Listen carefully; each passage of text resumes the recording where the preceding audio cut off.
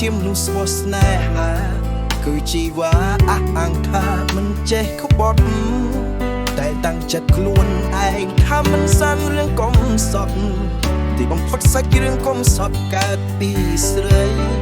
មនុស្សនោះជាប់ហេតុផលដែលគួរចាំបាច់พูดពិតជាមិនយល់ពេលដឹងថាខ្លួនអ្នកថ្មីបើបងមិនឃើញตัวแน่បងคงเชื่อអ្នកដទៃគិតជាអ្វីគឺពីអ្នកថ្មីទាំងកំពុងមានរូបបង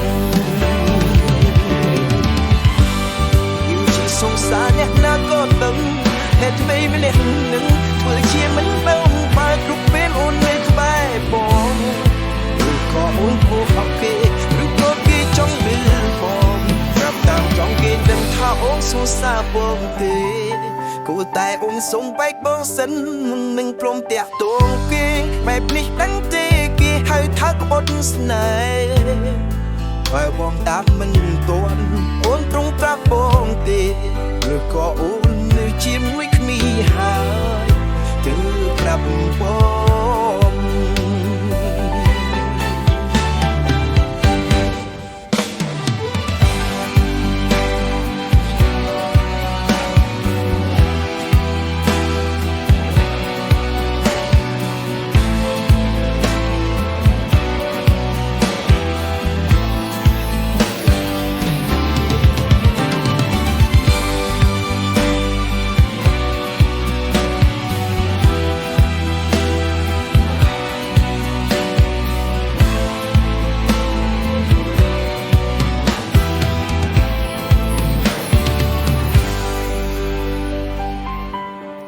មិនអះអាងខ្លួនឯងថាជាមនុស្សស្មោះស្នេហា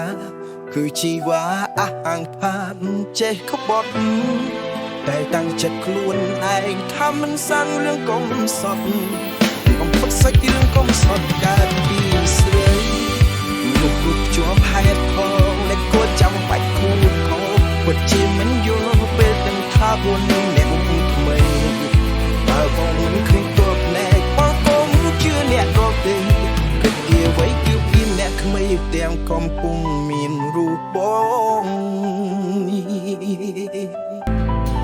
យូរជាសងសារអ្នកណាក៏ដឹង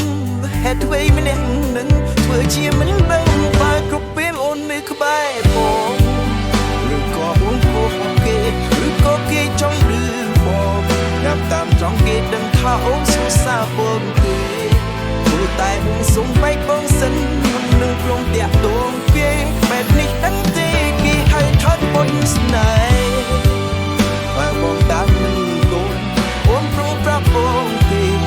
ឬក៏អូននឹងជាមួយគ្មានហើយគឺប្រាប់បងយូរជាសងសារអ្នកណាក៏ដឹងហេតុអ្វីម្នាក់នឹងធ្វើជាមិនដឹងបើគ្រប់ពេលអូននៅក្បែរបងឬក៏អូនគួរហប់គេឬក៏គេចង់លឺបងប្រាប់តាមត្រង់គេដឹងថាអូនសងសារបងទេ